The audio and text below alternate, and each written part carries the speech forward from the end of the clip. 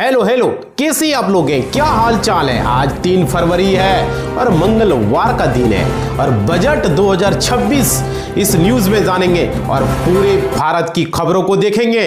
तो इससे पहले आप लोग लाइक करें, सब्सक्राइब करें और घंटी को दबा दें। स्क्रीन पर आप लोग देख रहे हो तो 3 फरवरी की खबरों पर आइए नजर डालते हैं। तो आज का पंचांग में मंगलवार 3 फरवरी के अनुसार विक्रम संवत 2082 फागुन मास के कृष्ण पक्ष की द्वितीया तिथि है और द्वितीया तिथि आज माघा नक्षत्र और शोभन योग और उत्तर नारायण रहेगा। तो ये बेहद ही खास दिन है। कहीं भी जाने से पहले पंचांग जरूर देखें। हम हर दिन आप लोगों के लिए पंचांग को लेकर आते हैं। तो चलिए भाई, अब तक लाइक नहीं किए लाइक करें, सब्सक्राइब नहीं किए सब्सक्राइब करें, घंटी को नहीं दबाए तो दबा दें। स्क्रीन पर जरूर दिखाया जाता है, सारे लोग ये काम करेंगे और इस न्यूज में देखेंगे पूरी खबरें। आज का इतिहास में 1925 में भारत की पहली बिजली संचालित ट्रेन सेवा शुरू हुई थी और 1970 भारत के पहले दुनिया के सबसे बड़े कोल आधारित उर्वरक संयंत्र तलचर में हुआ। तो ये खबरें देख सकते हो। चलिए पूरी खबरों को देखते हैं बजट न्यूज के साथ 2026 के साथ। देखिए,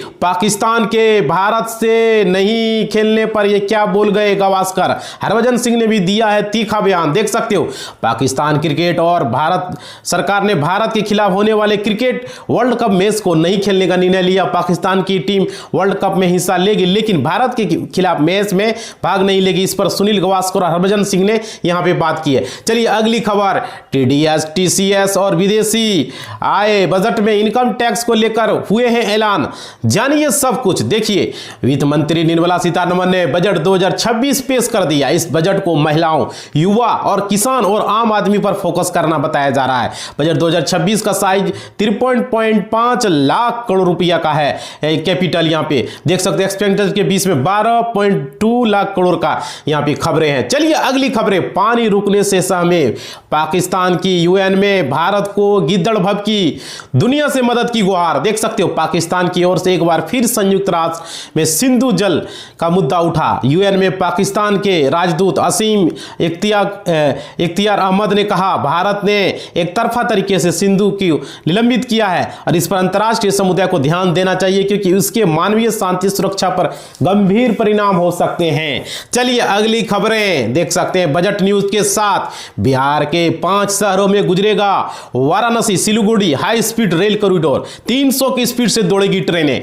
वित्त मंत्री निर्मला सीतारमण ने रविवार को केंद्रीय बजट पेश करते हुए Varanasi Siliguri high speed rail corridor की घोषणा की। यह रेल कॉरिडोर बिहार के लिए गेम चेंजर साबित होगा और यह कॉरिडोर राज्य और आर्थिक सूरत बदलने में क्षमता रखता है। तो यह सबसे बड़ी अपडेट। अगली खबर, संसद में बजट पर चर्चा, परिसर में विपक्ष का प्रदर्शन, राहुल गांधी भी दिए भाषण। देखिए, वित्त मंत्री निर्मला सीतारमण द्वारा रविवार को बजट 2026 में पेश के बाद सोमवार को संसद में इस पर आम चर्चा हुई और देखिए यहां पर विपक्ष के नेता राहुल गांधी ने बजट पर टिप्पणी भी दिया है और यह कहते हुए लोकसभा में अपनी बात रखे। उन्होंने सोशल मीडिया पर युवाओं को बेरोजगारी, घटते हुए निवारण और किसानों की समस्या को सहित बजट की कमियों को उजागर किया है। अगली खबर, बजट में सरकार का बड़ा ऐलान, सैलरी पेंशन में जल्द बढ़ोतरी का रास्ता साफ, मिला इतना बड़ा फंड। भाई देख सकते हो, केंद्र सरकार ने 8वें वेतन आयोग के खर्चों के लिए बजट में 23.42 करोड़ रुपये का प्रावधान किया। केंद्रीय और पेंशन भोगियों के लिए वेतन में बढ़ोतरी की तैयारी का संकेत है। वित्त मंत्रालय ने यह कामकाज के लिए राशि आवंटित की। इसमें से 50 लाख कर्मचारियों को यहां पे फायदा होगा। अगली खबर, बजट में चाबहार पोर्ट के लिए फंडिंग नहीं, अमेरिकी प्रतिबंधों के बीच सरकार का बड़ा ऐलान। बजट में चाबहार पोर्ट प्रोजेक्ट के लिए कोई फंड आवंटित नहीं किया गया। साथ ही बांग्लादेश को मिलने वाली सहायता में 50% की कटौती कर दी, जबकि भूटान, नेपाल, मालदीव और श्रीलंका को सहायता जारी है। कुल विदेशी सहायता में 4% वृद्धि। भारत अमेरिका के साथ बातचीत का विकल्प तलाश रहा है। अगली खबर, मोदी सरकार के इस बजट में छिपा है यूरोप वाला प्लान। जानिए साउथ और नॉर्थ को क्या क्या मिला। देखिए, देश के विकास की रफ्तार पर ले जाने के लिए मोदी सरकार ने बजट के जरिए हाई स्पीड ट्रेन की सौगात दी। इसके जरिए देश को 3 मेट्रो शहर को जोड़ने और दक्षिण के राज्यों में नेटवर्क स्थापित करने की, इससे देश के तमाम शहरों में वैसे ही लोग सफर तय कर सकें जैसे चाइना, जापान और यूरोप में लोग करते हैं। भाई चलिए अब अगली खबर, यूपी के 45 शहरों के विकास का खुलेगा रास्ता, 900 करोड़ मिलेगा। छोटे शहरों को भी मिलेगी शहरी सुविधाएं। देख सकते हो, केंद्रीय बजट में किए गए प्रावधान में उत्तर उत्तर प्रदेश के छोटे मंझले शहरों में विकास है। बजट में टायर 2 और टायर 3 के शहरों के लिए आवंटन है। 5,000 करोड़ की वृद्धि की गई है। इसके तहत यूपी में 45 शहरों में विकास का रास्ता खुलेगा और राज्य को लगभग 900 करोड़ रुपए मिलने की संभावना है। तो ये एक अच्छी अपडेट। अगली खबर देख सकते हो, भारत सरकारी नौकरी से रिलेटेड भाई देखिए आप लोगों के लिए लेकर आते हैं। सारे लोग कमेंट करेंगे वीडियो में। देखिए 2030 तक 1 करोड़ युवाओं को नौकरी देगी नीतीश सरकार। राज्यपाल आरिफ मोहम्मद खान का यह दावा देख सकते हो। बिहार से खबरें हैं। बिहार के राज्यपाल आरिफ मोहम्मद खान ने कहा नीतीश सरकार जो है अगले 5 वर्षों में 1 करोड़ युवाओं को नौकरी और रोजगार देगी। अब तक 50 लाख युवाओं को अवसर यहां पे मिल चुके हैं, ऐसी खबरें आ रही है। तो चलिए अब अगली खबर देखते हैं। डीएलएड बीएड वालों के लिए गोवा में नौकरी, प्राइमरी टीचर के पदों पर निकली है भर्ती। देख सकते हो भाई डीएलएड के लिए गोवा कर्मचारी चयन आयोग ने गोवा सरकार के शिक्षा निदेशालय के अंतर्गत सरकारी प्राथमिक विद्यालय में 390 भर्ती के लिए नोटिस जो है यहाँ पे किया है।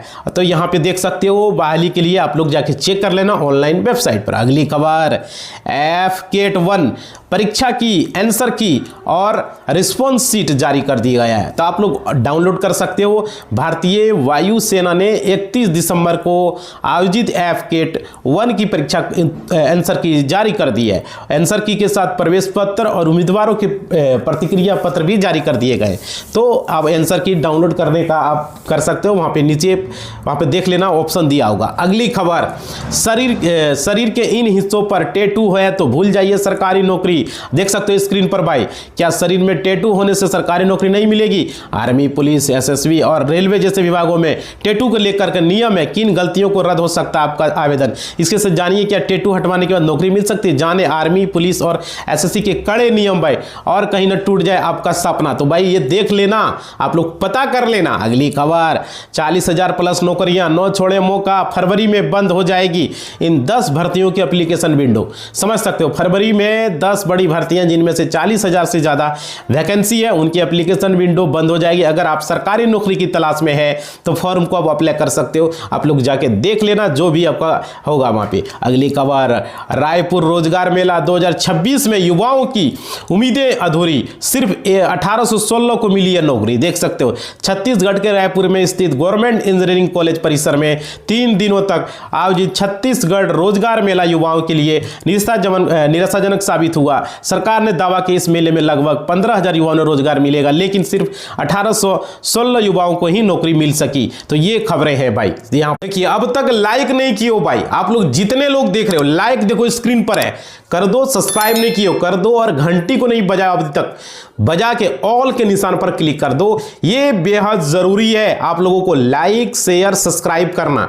देखिए अगली खबर, बजट न्यूज में सरकारी बैंकों को बेचने की तैयारी, 171 लाख करोड़ की संपत्ति पर विदेशियों की नजर है। सरकारी बैंकों में एफडीआई की सीमा बढ़ाई जा सकती है। इस समय देश में 12 सरकारी बैंक हैं जिनका कंबाइंड एसेट 171 लाख करोड़ रुपया। सरकार इन बैंकों में 51% हिस्सेदारी रखना चाहती है। अब इन बैंकों में सरकार को काफी ज्यादा हिस्सेदारी लगी हुई है। तो देख सकते हो बहुत बड़ी अपडेट। बिहार बोर्ड परीक्षा में बवाल, बंद हुआ दरवाजा तो दीवार कूदकर अंदर पहुंच गई लड़कियां भाई। देख सकते हो बिहार से खबरें आ रही है।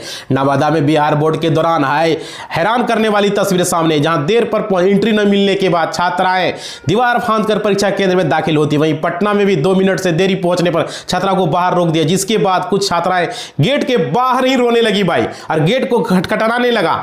अगली खबर, बिहार विधानसभा का बजट सत्र शुरू, राज्यपाल के अभिभाषण को लेकर सरकार पर बरसे तेजस्वी यादव। बिहार विधानसभा का बजट सत्र सोमवार को राज्यपाल के अभिभाषण के साथ शुरू हो गया। राज्यपाल के संबोधन के बाद ही नेता प्रतिपक्ष तेजस्वी यादव ने बिहार की नीतीश सरकार पर जोरदार हमला किया है। देख सकते हो बहुत बड़ी खबरें बिहार से आ रही है। अगली खबर, बिहार में राजस्व कर्मचारियों की हड़ताल, जमीन संबंधी कामकाज ठप। जानिए इसकी वजह क्या है भाई। देखिए राजस्व कर्मचारी को लेकर के बिहार राज्य सेवा अधिकारी सोमवार को सामूहिक अवकाश पर रहेंगे और रहे भी।